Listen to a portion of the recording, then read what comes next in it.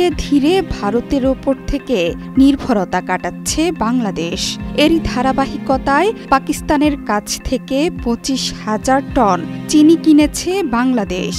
আগামী মাসেই এই চিনি বাংলাদেশের চট্টগ্রাম বন্দরে এসে পৌঁছাবে। এর মধ্য দিয়ে কয়েক দশক পর পাকিস্তানের কাছ থেকে এত বিপুল পরিমাণে চিনি দেশে আসছে। এতদিন মূলত ভারতের কাছ থেকেই পণ্যটি কিনত বাংলাদেশ। এক প্রতিবেদনে এই তথ্য জানিয়েছে পাকিস্তানি সংবাদ মাধ্যম দ্য নিউজ ইন্টারন্যাশনাল। সম্প্রতি পাকিস্তানি জাহাজের বাংলাদেশের বন্দরে ভেড়া নিয়ে তুঙ্গে উঠেছিল আলোচনা সমালোচনা। জাহাজে করে চট্টগ্রাম বন্দরে কি ভিড়েছিল সেটি নিয়েও জল্পনা কল্পনা তুঙ্গে উঠেছিল, যা চলেছিল টানা 1 সপ্তাহ ধরে। যদিও পরে জানা যায় জাহাজটি ছিল পণ্যবাহী। একমাত্র ওয়ালটন এসি দিচ্ছে 1 বছরের রিপ্লেসমেন্ট গ্যারান্টি। সেই জাহাজের আলোচনার রেশ কাটতে না কাটতেই নতুন করে করাচি থেকে চট্টগ্রাম বন্দরে আসছে এমভি ইউয়ান জিয়াং ফা ঝং।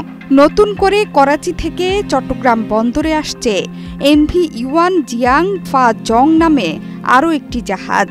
সেটি আসছে 19 ডিসেম্বর কন্টেইনারবাহী পণ্য নিয়ে। ফেরার কথা রয়েছে চট্টগ্রাম বন্দরে। শুধু তাই নয়, বন্দর কর্তৃপক্ষ সূত্রে জানা গেছে এই পথে নিয়মিত জাহাজ পরিচালনা করতে আগ্রহী মালিকরা। এর আগে গেল 11 নভেম্বর প্রথমবারের মতো চট্টগ্রাম বন্দরে পৌঁছায় পাকিস্তানি জাহাজ। 370 একক পণ্যবাহী কন্টেইনার খালাসের পরদিন চট্টগ্রাম বন্দর ছেড়ে ইন্দোনেশিয়ার উদ্দেশ্যে রওনা দেয় সেই জাহাজটি। এটি ছিল স্বাধীনতার পর পাকিস্তান থেকে চট্টগ্রাম বন্দরে নোঙর করা প্রথম কোনো জাহাজ। এই জাহাজের মধ্য দিয়ে প্রথমবারের মতো নৌপথে সরাসরি যোগাযোগ শুরু করেছে দুই দেশ।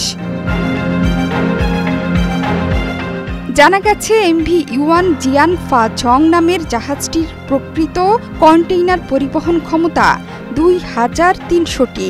এই রুটে কন্টেইনার পর্যাপ্ত হলে ভবিষ্যতে রুটটি নিয়মিত পরিচালনা করতে জাহাজ মালিকগণ আগ্রহী হবেন।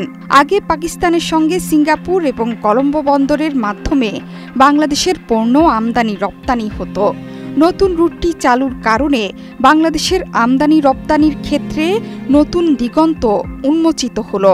এতে করে সাশ্রয়ী ব্যয় এবং সময়ে উভয় দেশের আমদানি রপ্তানিতে নতুনভাবে গতিশীলতা সৃষ্টি হবে বলে মনে করছে সংশ্লিষ্ট কর্মকর্তারা। কাস্টমসের দেয়া তালিকা অনুযায়ী পাকিস্তান থেকে জাহাজটিতে করে সবচেয়ে বেশি আনা হয়েছে সোডিয়াম কার্বনেট বা সোডা অ্যাশ। টেক্সটাইল সহ বিভিন্ন শিল্পের কাঁচামাল হিসেবে ব্যবহৃত হয় এটি। মোট 115 একক কন্টেইনারে রয়েছে সোডা অ্যাশ। দ্বিতীয় সর্বোচ্চ আমদানি পণ্য হল খনিজ পদার্থ ডলোমাইট। পাশাপাশি চুনা পাথর, ম্যাগনেসিয়াম কার্বনেট এবং ভাঙ্গা কাঁচও আনা হয়েছে। পোশাক শিল্পের কাঁচামাল, রঙও আছে এসব কন্টেইনারে। আছে গাড়ির যন্ত্রাংশ। সেই সাথে 42 একক কন্টেইনারে আনা হয়েছিল পেঁয়াজ, যার পরিমাণ 611 টন। সেই সাথে 203 টন আলুও আনা হয়েছে। জোহরা চৌধুরী সেতু, 71।